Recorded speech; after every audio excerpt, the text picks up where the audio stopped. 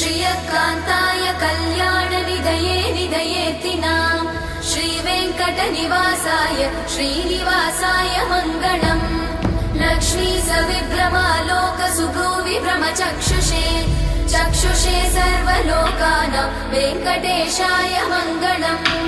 श्रीवेङ्कटाद्रिशृङ्गाग्रमङ्गलाभरणाग्रये मङ्गलानां निवासाय श्रीनिवासाय मङ्गलम् सर्वावयव सौन्दर्य सम्पदा सर्वचेतसां सदा सम्मोहनायास्तु वेङ्कटेशाय मङ्गलम् नित्याय निरवध्याय सत्यानन्दचिदात्मने सर्वान्तरात्मने श्रीमद् वेङ्कटेशाय मङ्गलम् स्वतः सर्वविदे सर्वशक्तये सर्वशेषिणे